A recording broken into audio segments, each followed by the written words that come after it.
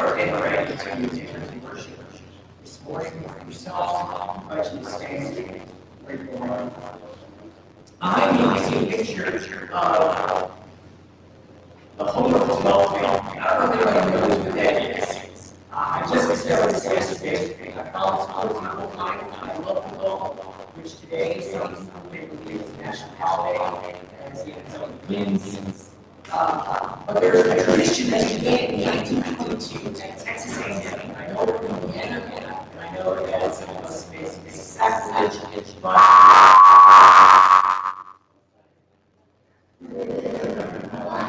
now that we're all ready to go, what happened in 1952 was they were named on, and they didn't have enough players. They were running out of time. They were running out of time. So the coach was up in stands, and there was a guy his name was King Hill.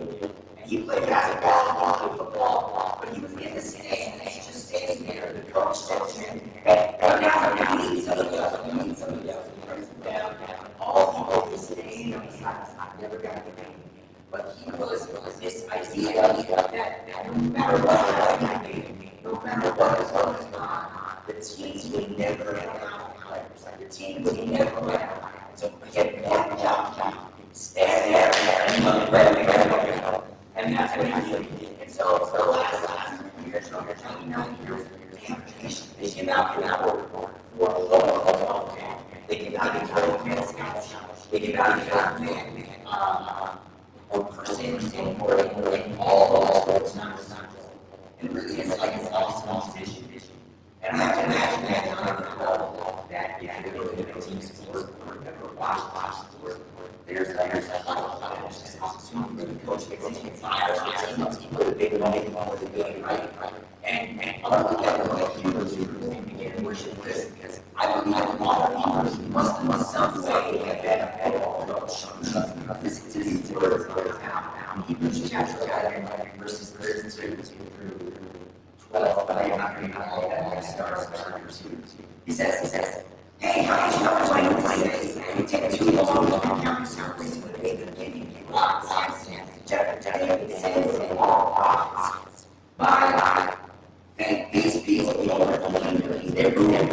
They receive they shut their eyes off the ear. He's encouraging their He's trying to get that out and he continues verse 39, talking about all the ways that God should have your life. But then he says, very last verse 39, he says, God becoming better than us, so that they would not be confession about us. And here's the big there, verse 1. It says, therefore, since we are surrounded by such large contrasts, is the life of faith. Let us walk every one of those things, especially the things that it will choose us. And let us know the grace of God for us. We do this by keeping our eyes on Jesus, the champion, initiation, best faith. This morning, we're going to begin our worship that was done. This song this morning is about our faith and grace and faith. Now, I know and some of the things never did. But the idea is being present and spurring one another on is something that we can do to you and and something that's in Christ. We spur on one another, we endure grace for us. And together, we strive after. Our Lord and Savior Jesus. Let's pray. God, I ask that you present in this moment. I ask that your spirit and your heart are close to us. I ask that those who are blind and those who are praying and Christians. I ask that those that are those who I ask that be humbly in your presence. Ask that your words, of your songs, your spirit, be ever present. We stand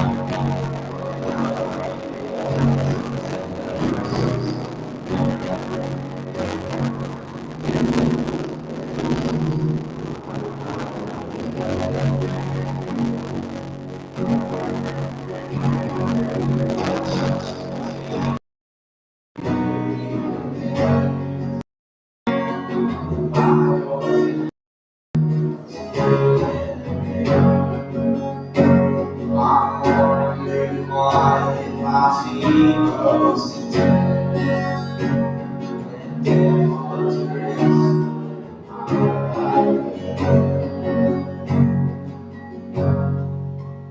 Oh, your grace so free, washes over me.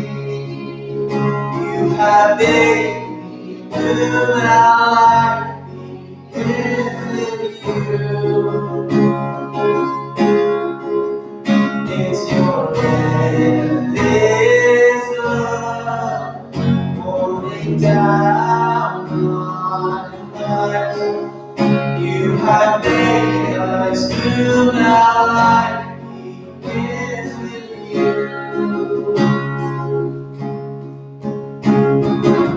For my chains, I'm a prisoner no more.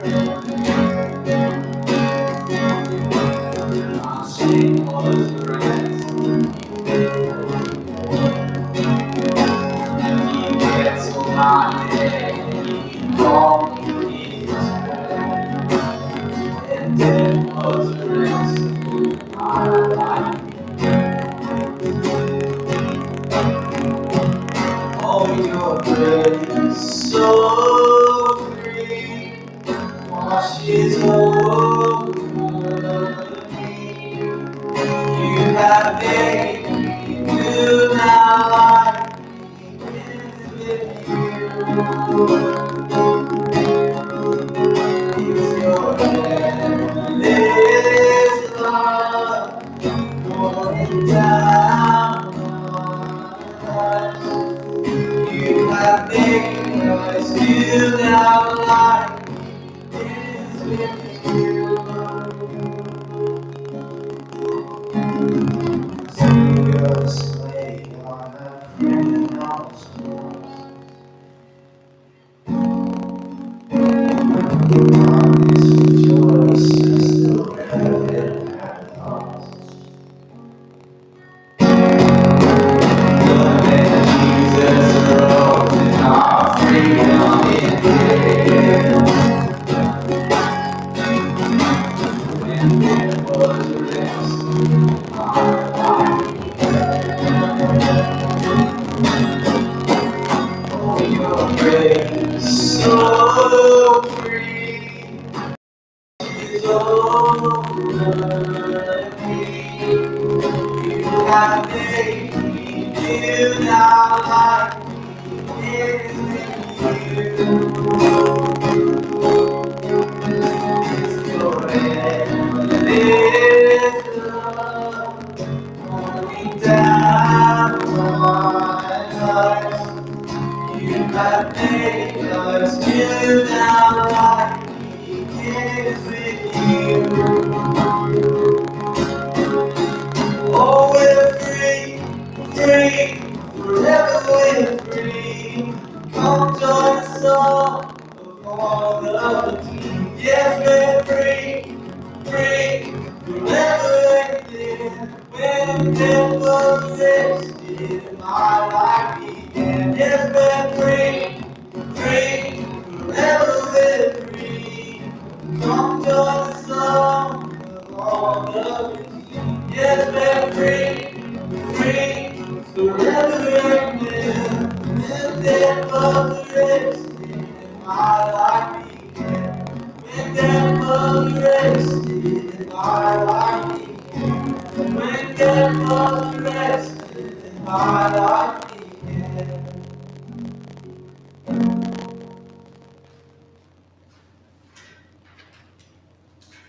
How's everyone's weekend? We good?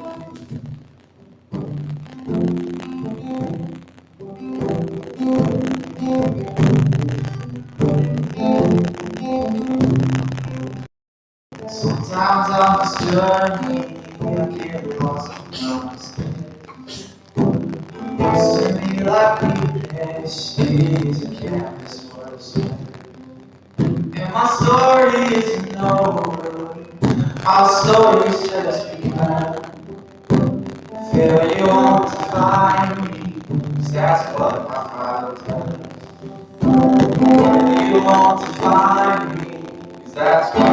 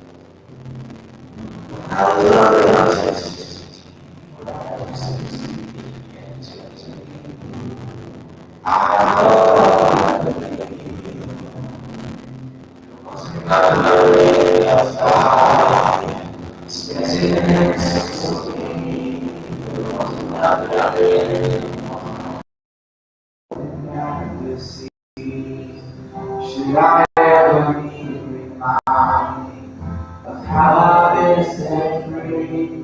There is a cross that bears the burden, where another died for me. There is another in the fire.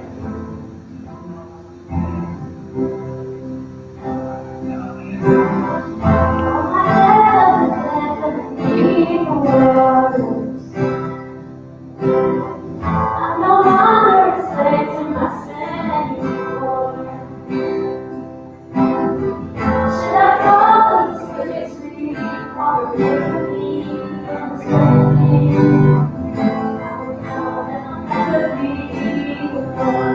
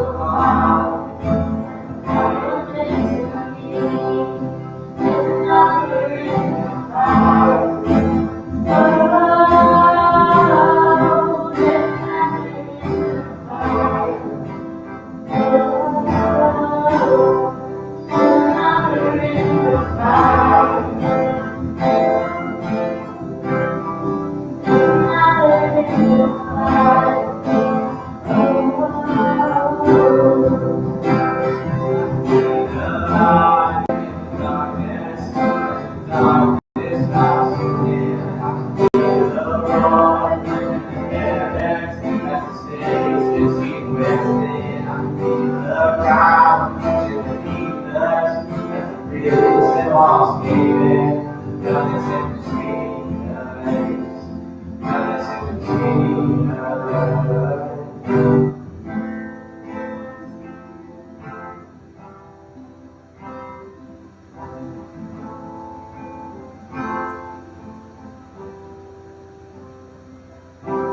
There is no other name but the name that is Jesus.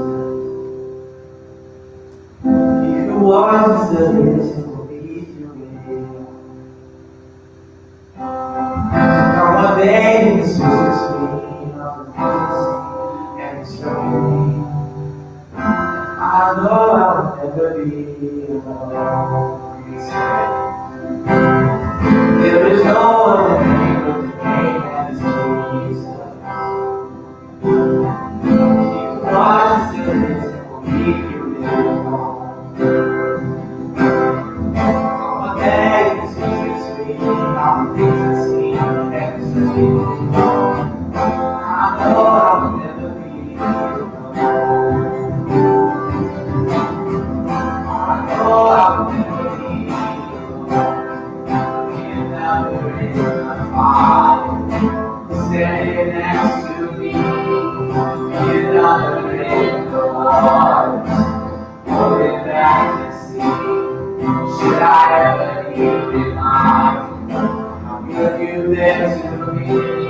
I'm not the joy of every battle. There's there you'll be. There is another in the fire. Oh, there's another in the fire. Oh, there is another in the fire. Oh, there'll be another in the fire. Oh.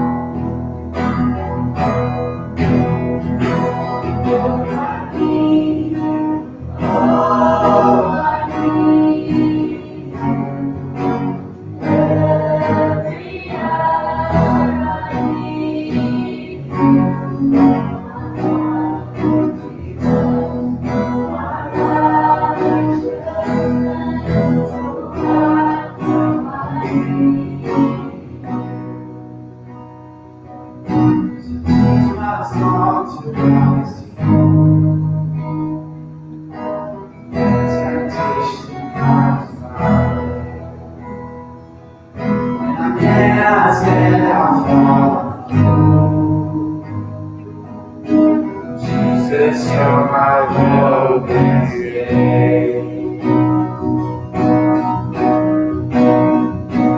Lord, I need you. Oh, I need you. Every hour I need you. My righteousness, oh God, I need you. You're my one defense, my righteousness, oh God, I need you. Be grateful, dear Lord. Thank you this day, and thank you so much for this opportunity to come and worship you together and praise your name. Lord, just bless the rest of this service. Bless Chris's words. Bless Chris as he brings what you have to say to us today. Lord, show this to the rest of this day. Allow us to glorify you in all things.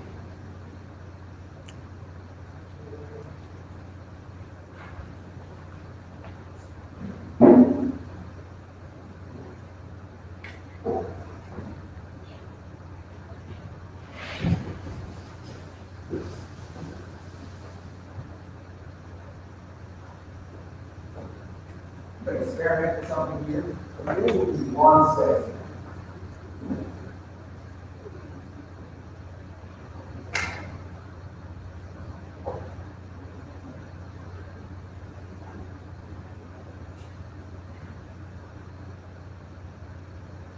Nobody here today? How's everyone this morning? Good. I want to share a few announcements this morning before we jump into a word. So I'm going to begin with a small video.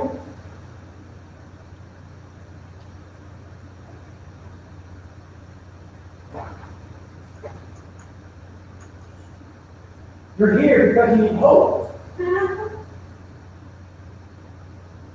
In some area of your life. Who doesn't these days? The good news is, Jesus is us all. We are weary, but He is our strength. We feel helpless, but He is our answer. We can't do this alone, but He is our grace. We need Him. And we need each other. We are in this life together. Hope is here. Next week begins this next series.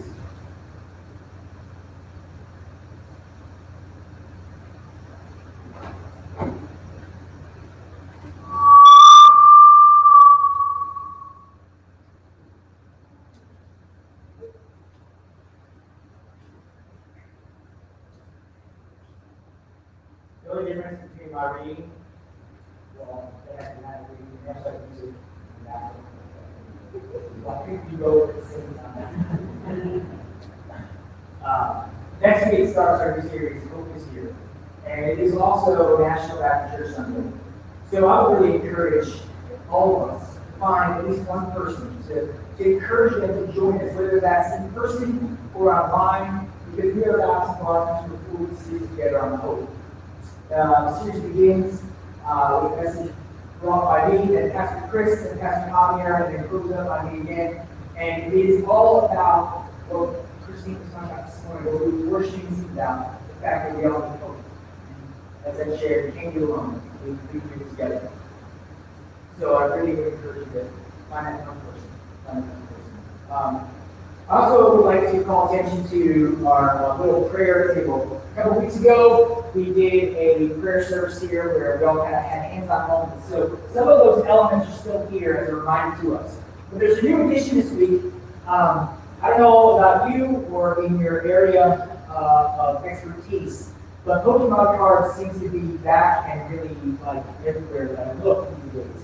Maybe it's because I do have kids under the age of 14, but they're all over. So I just want to let you know that you don't need a Pokemon card, but you can come up to this table on your way out and pick up this absolutely awesome prayer Pokemon card, okay? And what we've got here is we've got a picture of somebody. And this happens to be, it's on the back, John Shrell, and he's in 8th grade, all right? Now, if you're familiar with Pokemon cards, it'll tell you all the different things that character can do in battle and if it can evolve or not. Here's what I'm going to tell you. The person that you're praying for, they can evolve and you just don't know it. Okay? So I would really encourage you to take one of these cards. There's 5 photos to choose from. All it has is their name and their grade on the back. Stick it on your fridge. You still use a wallet. I know it's outdated. Stick it in your wallet. Wherever you go. If you have a purse, if you have a clutch, if you have a dashboard in your car where you don't block the speed, but you block something else in the temperature gauge so that when you're driving, you can see that person. I just encourage you to grab that and pray for that individual. These students are students that come through the Bridge of Grace walls. We're going to get new ones coming through next week for the after-school program, so we're going to update our deck of cards. And we're just going to keep coming through. This is a great way to start. So right here is Jalen Ford and John Chunky. Okay. You may know some of the kids like this one right here. This is Josh in 8th right here. It's a great picture. We also have, let's see here. This person right here is Everett in 6th grade. Right? You don't know what his skills, you don't know what his Pokemon type is. But I'm going to tell you right now, you start praying for you guys to do some awesome things. So please think of these. Or 2. Or a pack. Pack of cards comes with 12 to 15 cards. Just saying. Oh, by the way, these are free. Pokemon cards are like $5 a pack. And if you have kids or a golf program, just saying that adds up really nice. Next up, I'm going to show you a slide for an outdoor movie night. We're going to have an outdoor movie night here on Friday, September 24th. Okay? We're going to show you movie Soul. It's going to be out in the parking lot. We're going to have drinks, we're going to have snacks. All you need to do is bring yourself, bring a chair, bring a blanket, and invite somebody. It's going to be a great night. Again, the movie starts right at 8. So if you're somebody who's like, I got to get my seats, I got to find that spot, I'd recommend you start coming around 7:15, 7:30.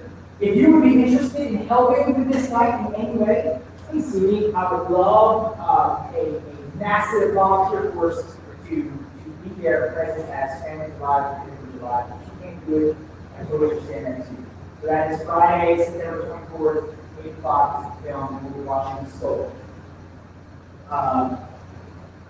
Next, we're going to share with you that we're going to be starting a midweek prayer. So on September 22nd at 7 p.m., we are going to enter into a time of connection prayer. But here's what I want to let you know about this. This is going to start via Zoom. This is not going to be in person. This is going to be a half-hour window from 7 to 7:30, and we have lots of people and we're going to join it. We may go longer than that. A couple things this does. This allows our online community to be part of it if they want to. This allows you not to feel like you've got to rush from somewhere to get here to this building. Because if anything has caused you the last 20 months, you can find connection even if you're not in the same location. So 7 p.m., September 22nd, we're going to do a connection prayer time via Zoom. This is something that we'd like to do. Please see me so that I can add you to the list and we can get going and connect in that way. It's a great opportunity to kind of go connection. And here's the thing. You can bring your own coffee, your own tea, your water, whatever you need to right there. You don't have to worry about spilling it on the sanctuary cover. Okay? Just come bring that along. Lastly, I just want to share that there are 2 ways to participate in offering. The first is the black box on the way out. Second, you can text NC Give to 77977. Or lastly, you'll reminder through the website and now here is the final announcement. This is the big one. I was debating back and forth about having this pancake breakfast starting off next Sunday, September 19th. And after careful consideration and prayer, we're going to go through. We're going to plow through, and next Sunday morning at 9:30, we're going to have our pancake breakfast come back. So at 9:30, I know you're not a morning person, that getting out here 30 is not the easiest thing. That's okay. We will miss you, but we will encourage you if you feel like getting here and have pancakes with us, please do. The last serving of pancakes would probably be at 10:20. If you're that person who wants to know when's the last time I might be able to get a hot pancake, probably would be 10:20. But remember, it's not just about food, it's also about trying to find the best way to communicate with one another and connect and talk. And when feasible, remember we have a mix of those of us who like a little more mass conscious than others who might not be mass conscious. There's no judgment there. Let's find that blend of family life together as we work through the pancakes over a table and sharing some conversation. So that's next Sunday, 9:30 a.m. is the start of our pancake breakfast.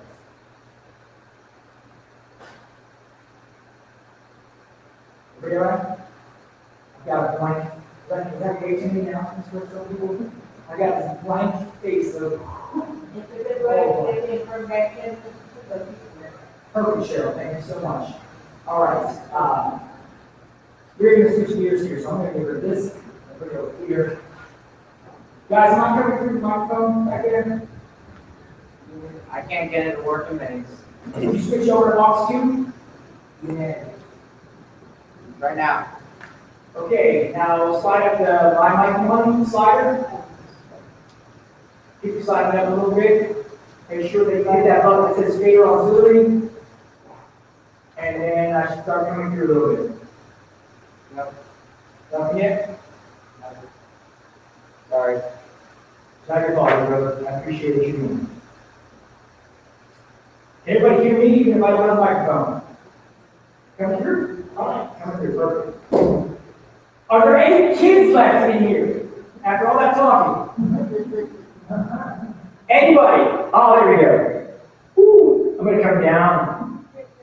All right. If there are any kids that are still in earshot, or if you feel like a kid, I would love to have 4 volunteers that would be maybe in, well, any age group really, but I was going to start at the under 18 crowd, maybe under 15 crowd if I can get some volunteers.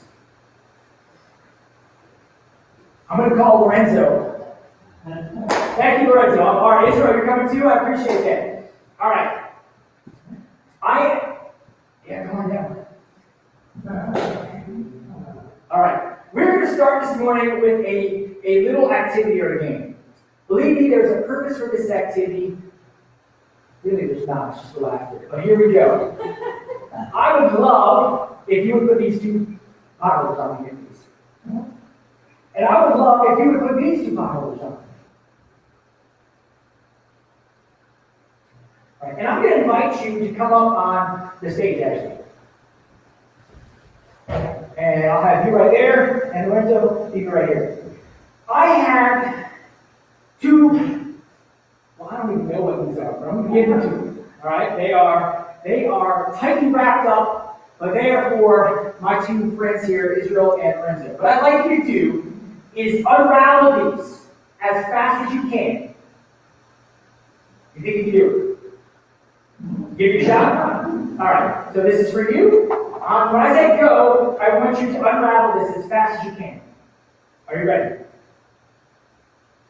They might need some cheering on. So if you choose to be Team Israel, go for it. If you choose to be Team Lorenzo, do whatever you got to do back there. Ready? Go.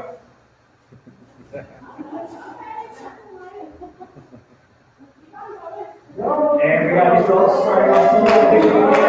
Lorenzo is still trying to figure out where the opening is. I mean, he's trying. We've got A layer so far. Feel it. You're doing the best. There Go, Lorenzo! Here we go. Lorenzo, would you like some help? Just get started. No, he doesn't need help. We got some direction going in here. You see you guys? Here we go. You have no bones. Still, you're a cat. Here goes this race. Get a little more. Not really too much. Lorenzo, do you want a fresh start? No, whatever. Here, I'm coming to help you. I'll get you. Oh, I can get in there. There you go. That's going. Go ahead, go for it. Oh, we got some going. Oh, here it goes. It's working. Whenever athletes must have put way too much on here. I tell you. That's where we go. We got something coming out. Oh! Israel, He's excited. He has a blood pump, so he has stopped what he's doing. Lorenzo's still going. Oh, there's another one. He's not sure if he wants that or not. Still going. Oh, we got some. I don't know what those are. Grab a little pop. You either do or stop right where you're at. You gotta keep going, right? Somebody else to keep going, okay?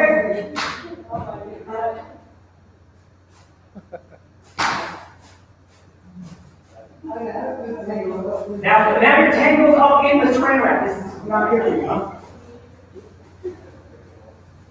Oh, we got a bunch of stuff you're not gonna write those. Israel is teaching new techniques to us all. This is great. Nice job, nice job. I watch over here, Larry. Paul, be careful, you don't know what's coming. It's not supposed to be dancing live, I promise. Here he goes. Yeah, hit someone. Lorenzo's still going? Have you quit, Lorenzo? No, thank you. He's still going. He has not quit. Israel's still going. You're done? You've got to the center. Is yours empty? All right. You may collect your bounty that is everywhere. Let's hear for Israel. You got to be in there. Keep going, Lorenzo. Keep going. All the way, Lorenzo. You gotta keep going. You're close. You can take those off. Do you want to have Israel grab one side and you walk away from him? No, he's got it. He's going to go to the power. Love that. The resilience. Keep going. Keep going. You got it. You got it. He's almost there. Israel, you have a lot of count candy there. Is that for you? Is that yours? Dan says he worked for it. Is that Israel's candy? Yeah. He worked for it? Oh, he's sharing something up there. Oh, he's watch it. Come on, Brandon. You got it. One more. Okay. Israel, that candy is yours, but you have a choice. You earned it, you worked hard for it, you can keep it or on your way out. If there's somebody who wants a piece, because all it is is wrapped, you're more than welcome to share it with somebody. I'll put it on the table outside. That was very nice. Let's hear for Israel. You got this? Here we go. Got the spot. You got it, you got it. Somebody who was very meticulous did this. I don't know who that was. No? Gets his hair? Keep going, keep going. Let's finish this.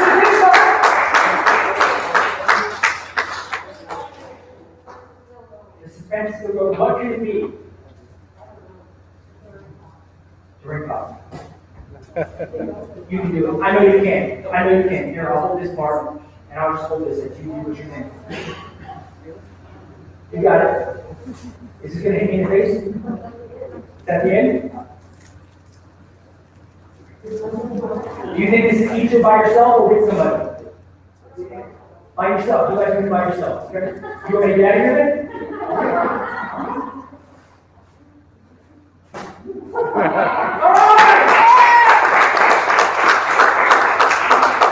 You as well as collect your bounty. If you want all these other pieces of game here. You want the straight rabbits too? Sure. You can keep the straight rabbits. Here you are. So you don't want this game? Oh, you want this game.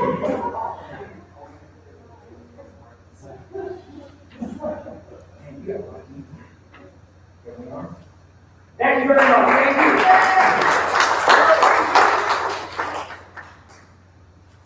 you. Israel, we have a smart one here. There's stuff in the wrapper. What you just saw is hours and hours of entertainment. Not really, but yeah, maybe.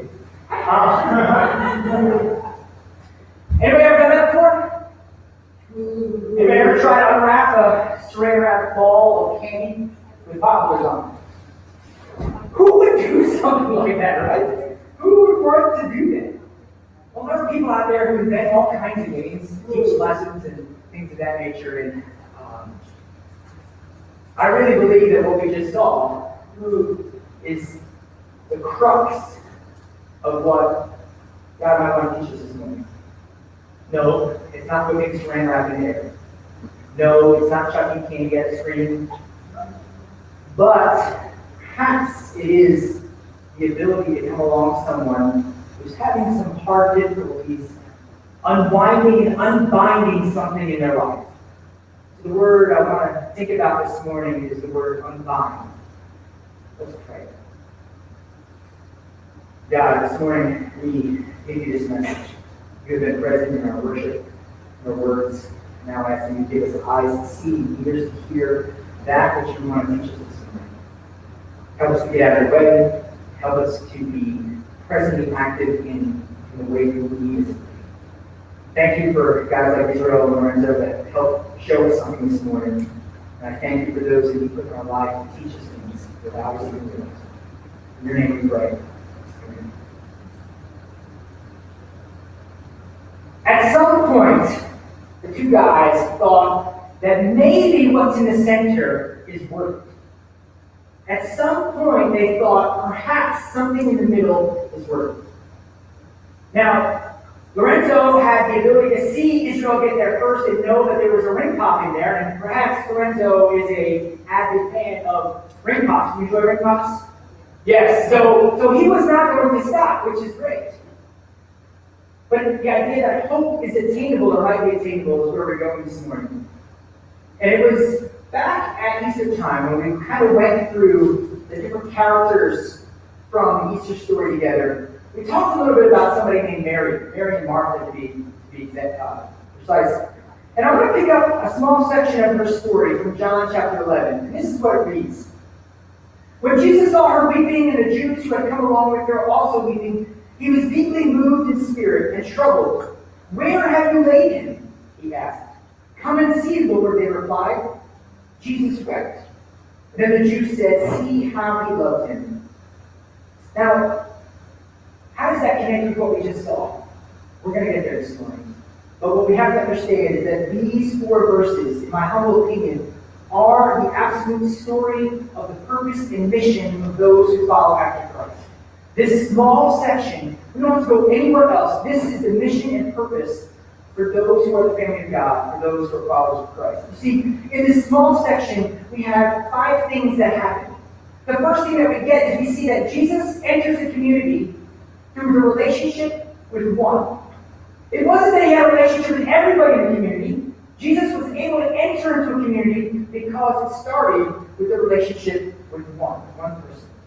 And you see, it's that one person who's connected to many. So Jesus has a relationship with one. The one is connected to many. And then it says here that the many were weeping with the one. Follow where we're going. We got Jesus enters with one. The one is connected to the many. And now the many are weeping with one. And then it says here, this 4th one is that Jesus was deeply moved. He was troubled in his spirit to the point of tears. Jesus was troubled to the point of action. Jesus was troubled to the point of doing something. In this case, it was tears. And then the 5th piece here it says that, and the many saw how he loved. So Jesus entered the community via one. One was part of many. Many were part of crying with one. Jesus, by default now, is connected to the many, and he was moved to tears. And it follows at the end there with the fact that the many saw how he loved them. But it didn't start because Jesus knew the many. It started because Jesus was connected to the one. You see, this morning, to be honest, we have a nation filled with ones and menys. We have communities filled with ones and menys. All over the globe right now, even right here in Fort Wayne on Gamewood Drive, there are people who are weeping. Do we know what they're weeping for? You see, we're weeping over tragic loss. We're weeping over death. We're weeping over COVID. We're weeping over injustices. We're weeping over wars, weeping over laws, weeping over abuse, weeping over addictions, weeping over the death of loved ones, right here in the ones of our communities. Sometimes we ask the questions as they did in John chapter 11, why, Lord? Why? How come but aren't you the one who? And truth be told, what the one and the many are looking for is hope. They're looking for that phrase, see how he loved. See how he loved. That's hope. So the question I have this morning for myself first, and for all of us here is, what ways am I making a relationship with the one? What ways am I getting out of my comfort zone or changing myself to make relationships with one? Because one is part of the many. And then the many might see how he loved. That's the gospel. How he loved.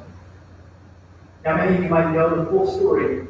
So verses 38 to 44 progress in the story of Lazarus and the story of Mary and Martha. And I'm not going to read all of the verses right now, but I will highlight a few of them.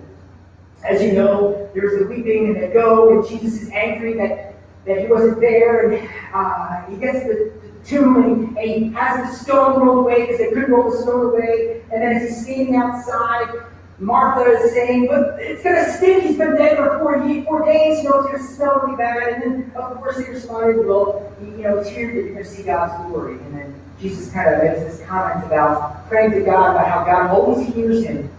And after this prayer, he just yells, Lazarus, come out. Lazarus, come forth. And the dead man came out. His hands and feet were still bound in grave cloths, his face wrapped in a headcloth. And Jesus told them, in verse 44, unbind him and let him go. Unbind him and let him go. It's an interesting word, unbind. Saw our two friends this morning try to unbind some candy with potholders on. The truth is, it probably would be really easy if all he had was their bare hands or opposable thumbs, right?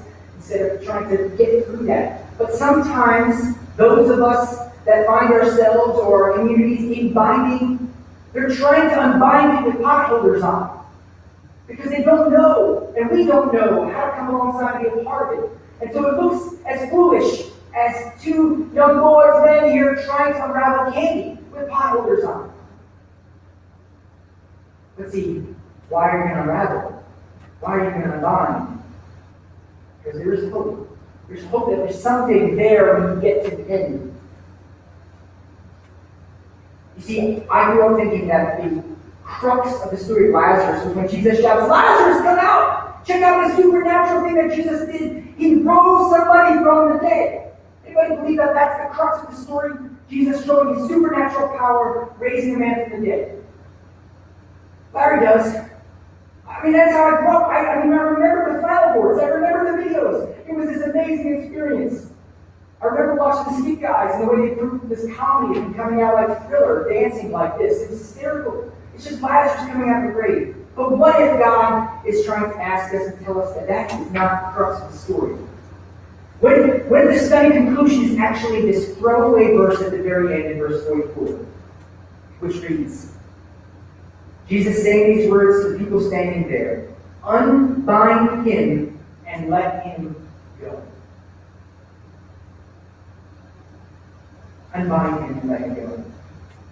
You see, Lazarus in the Hebrew is Eleazar. And Eleazar means this: God has helped. God has helped. And it's often that when I personally believe, or maybe when you personally believe, that God's help has died, all hope is gone, and all you want to do is wear the grave clothes. In fact, grave cloths are needed because God's help has ended. So when Jesus shouts, Lazarus, come out, Lazarus, come forth, it's actually the call to rise up and the call to show that God has helped. That God is not dead. It's this call that we talked about 2 weeks ago. It's the sitting at the feet of Jesus. It's the learning how, where, what, and why that these grave cloths need to be unbound from individuals, starting with ourselves and others. But here's the problem, and I think this is where church life has run into a problem. I know I've been a part of this, and so I am not the solution. I'm sharing from a place of problem. See, unbinding isn't a program. Unbinding isn't a Sunday morning service. Unbinding isn't a neatly packaged gift bag with a mug inside that says, Jesus loves you, thank you for coming.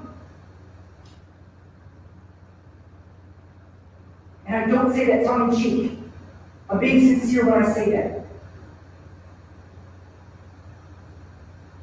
You see, unbinding, you had to be part of that process that I started with.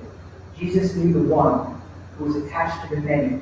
The many came and cried with the one. Jesus was present and cried with them in action. And then they responded with how he loved them. You know what word that is? Relationship. You can't know it without relationship. You can't know it without knowing one person. You ever go to a buffet? Anybody ever go to a buffet before? Maybe some of us more often than not. Maybe some of us more frequent than not over these last 20 months, right? But I can never forget, when I was growing up, in particular, every Tuesday nights, my parents would try to go to the Chinese buffet on Tuesday night.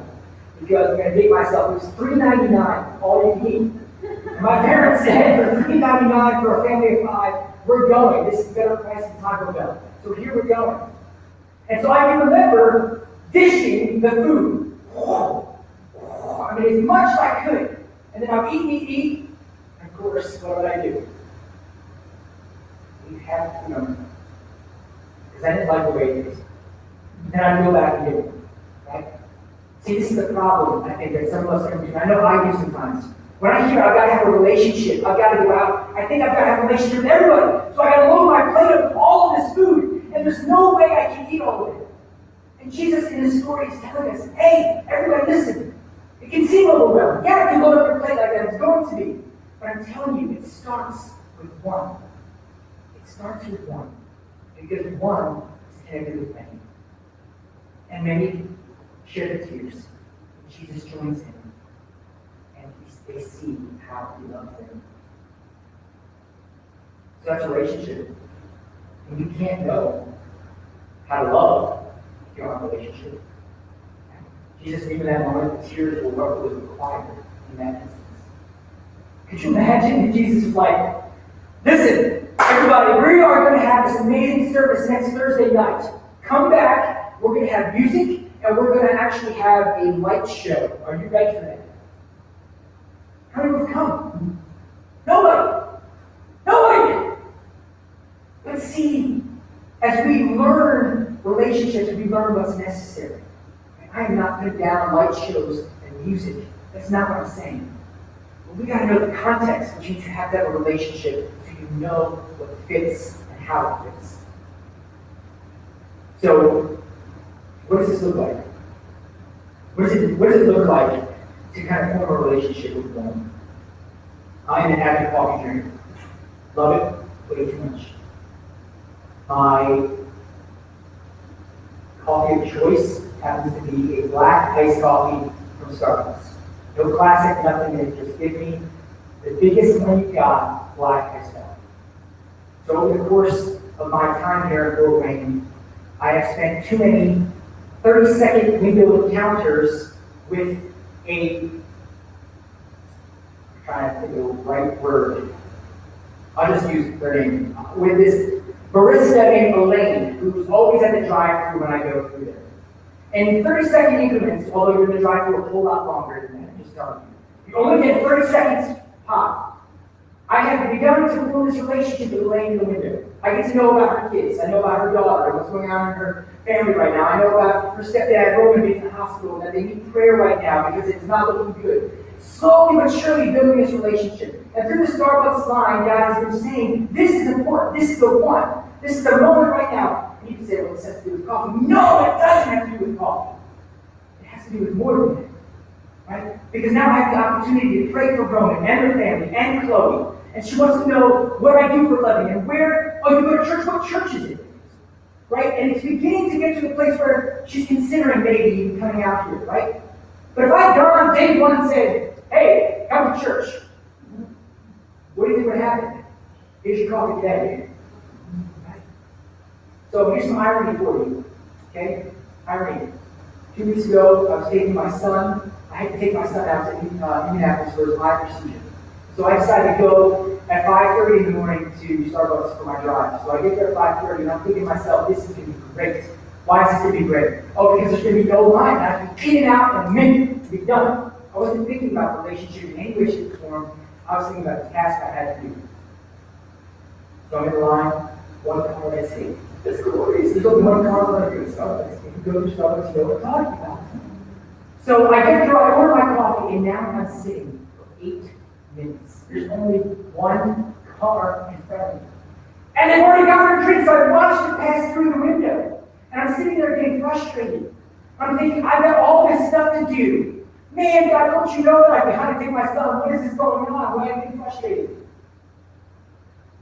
And I start thinking to myself, maybe there's a relationship here between this person and the person. So they pull away, I pull to the window, and the barista goes away. Someone else says, I want to let you know that the car in front of you decided to bless you. They decided that they were going to pay for your coffee today, and they want to let you know that God loves you.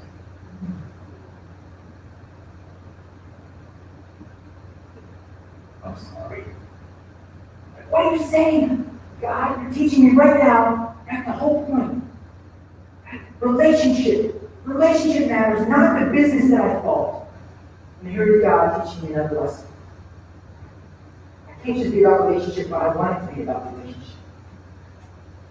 One, many cried. Jesus brought to action, showed how he loved them. So look back at that earlier question this morning. What do you see when you look around your community? What do you see when you look around your neighborhood? Perhaps there are some systemic grade flaws that really need some unbinding. That's going to take a lot longer than a 30-second window drive. Perhaps there are some things holding back you in your community, our community. But hope is here. Lazarus, come forth. God has helped. That's the message. But as you know, in every message there comes excuses. But just like this story had points of entry, there are 5 excuses that are common to all of us. You may find one that sticks with you this morning. And here are the 5. The first one is, it's too late. I cannot form a relationship with one because it's too late. And that's exactly how the story starts. Jesus shows up and they say, and you're too late. What's dead is dead. Have you ever thought about doing something and then say, that's dead already. I can't do that. What's dead is dead. Lazarus means God has helped. That's a past tense phrase with futuristic implications. Right? So what's dead is not dead in God's time. Don't forget that. If that's your excuse. Number 2, there's a stone across the entrance. Let me break it down. It's too much work. I can't move a rock. I can't move a stone. So, they're already dead. Doesn't bother me. Oh, there's a big rock. Too much work. Have you ever thought, man, I don't have enough time raising 3 kids on my own or dealing with my spouse or my job or this. I can't form another relationship. Too much work. This one's my favorite, actually. The smell will be terrible. The smell will be terrible. If I get involved in this, it is so functified that I, by default, will be functified. I can't get into it. It stinks. I know we've used the phrase before. Oh, that situation stinks. Maybe we're supposed to get in the smell with it. Maybe the calls for us to get in there. Right? And I'm not talking about walking around with the Febreze going, right? That doesn't work. We've tried it. That's the programming. Here's a mug that says Jesus loves you. What does it mean to actually get in the funk? That's the challenge, I think. For Jesus, in this case, it meant kneeling to the point of tears. That was the action he took. And all of this, if we let the excuses take place, we don't get to the end, which says, unbind him. And we have communities everywhere, ourselves included, that are in need of unbinding, not that we do the work. Remember this, it's not we who do the work. Right? It's Christ who's going to do the work. Here's a subtle one. It says, Father, thank you for hearing me. You always hear me. I'm not saying Jesus is sarcastic, but I believe that through all made in the image of God, and some of us might be well skilled in the art of sarcasm, that at times Jesus probably was able to be sarcastic without cutting someone down. I don't know if everybody agrees with that phrase, but I'm going to tell you where I stand, that I think Jesus was able to operate with a little bit of sarcasm. And so when he says, Father, thank you for hearing me, you always hear me, after just telling people to have eyes to see and ears to hear, that there can't be some kind of subtle moment here, like, I'm doing this to show everybody that at least you listen to me. And if you're a parent, you know what I'm talking about, right? You're talking to your kids, and you say, would you please pick this up? Would you please do this? Confession. Does anybody hear me in this house? Right? That phrase comes out. And so I can see Jesus saying this. Listen, we can't use the excuse that we can't hear Jesus telling us to do something.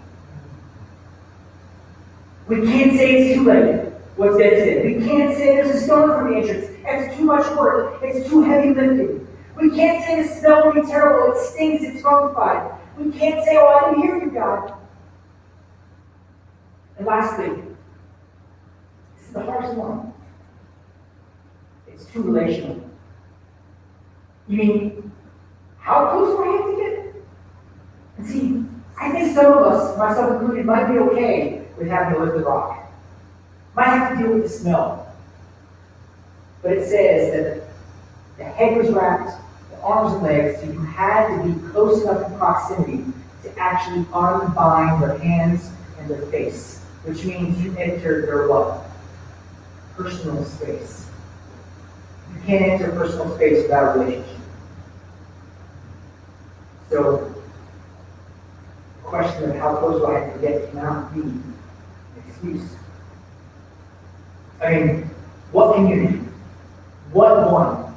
What many? What person doesn't want to hear about Jesus say, take off your grave clothes and go on mine?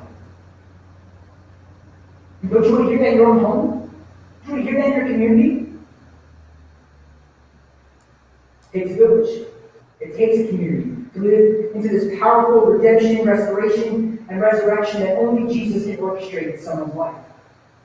This is John 1:14 from the message that we read this morning. The Word became flesh and blood and moved right into the neighborhood.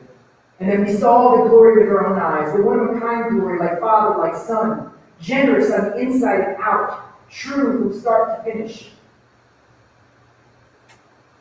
See, this is where it's a little difficult, because we're not Jesus. So there are going to be days when our relationship skills are lacking. And there are going to be days when we don't look like the Jesus that we profess to believe in and long after. And so we have to go back and look at those 5 excuses, because they can come like that into our lives, like that.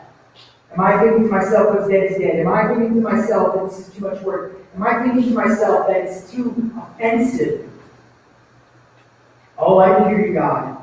Oh man, I gotta get that close. Because if that's where we're at, we gotta start here first.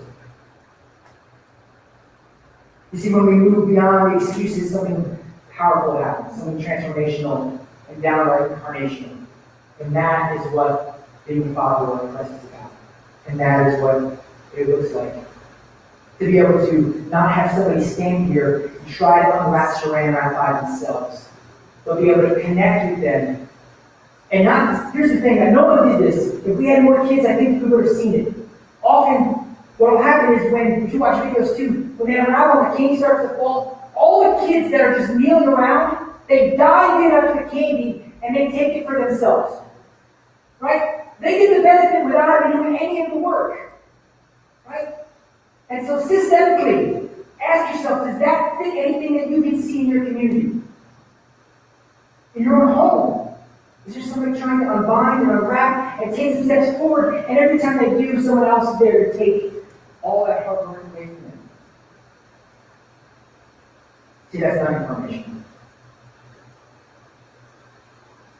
If you want to know where to start, I do not endorse, I'm not getting a commission for this. Gary Chapman has a great book about 5 love languages. Let me tell you, every one of us has our own kind of love language. Some of us are multiple in that ways, right?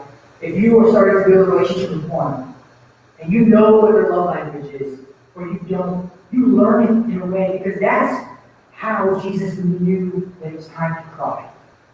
Right? So I would really encourage you. It's called 5 Love Languages, right? They have for every. I mean, what started as a book is like 25 different types of books now, right? For every demographic, age group, like they've broken down those kind of things. But that is a great place to start. See, because when we move beyond our excuses, something incarnation happens. To close this morning, I'm going to invite Luke and Christine to come back up, and we're gonna close with the song "Our Father's House." And as they get ready, I just want to share a couple things here.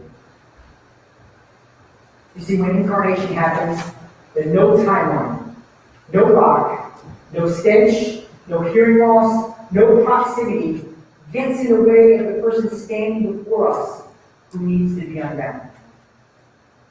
It won't happen. And then they're set free. Lazarus, God has helped. So as the song's playing and we're worshiping together to close out, I want us to think together, what does it look like for me to be obedient to this? Maybe there's a one in our hearts already in our mind. Maybe I just kind of thought about it and said, I really don't want to. But now's a great opportunity to do that. Where can I be obedient? Number 2, the next week starts to Hope is Here series. What a great way to go out and watch this one. Come to the Father's house. Just a minute. Unbind him and let him go. Those were Jesus' last words. Unbind him and let him go.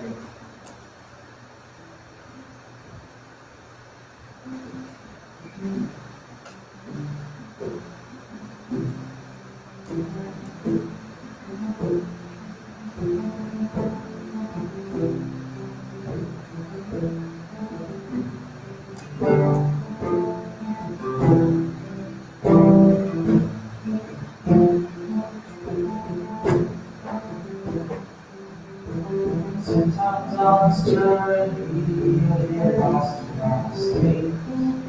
It looks to me like weakness is a canvas for your strength. And my story isn't over if my story's just begun. Failure won't define me, 'cause that's what my Father done. Failure won't define me, 'cause that's what my Father done. Lay your burdens down. Here in the Father's house. Check the sin at the door. It ain't welcome anymore. You're in the Father's house.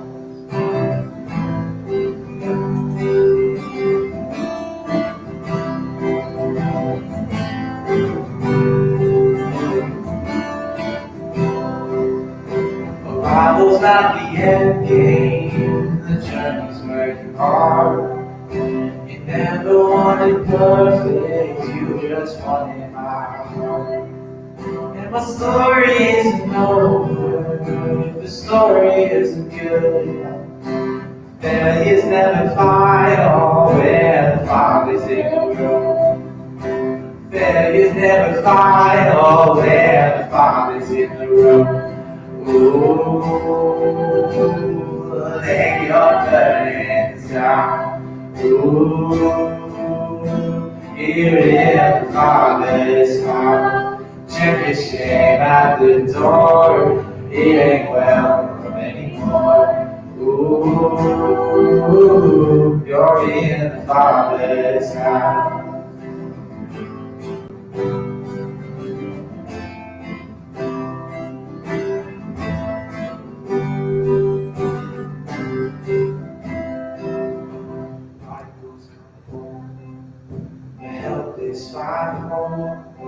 Love is on the move when the Father's in the room. prison doors swing wide, the dead come to life. Love is on the move, where the Father's in the room. Miracles take place, the cynical find faith. Love is breaking through, where the Father's in the room. Jericho walls are quaking, stronghold powers shaking. Love is breaking through, where the Father's in the room. Love is breaking through, where the Father's in the room. Oh, lay your burdens down. Here the Father is found. Check your shame at the door. It ain't welcome anymore. Ooh, you're in the Father's house. Ooh, you're in the Father's house.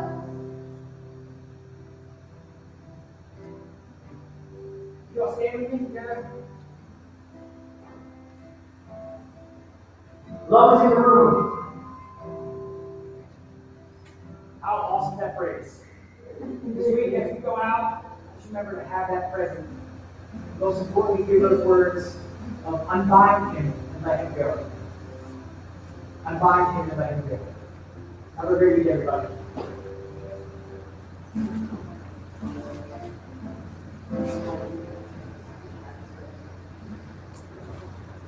Thank you.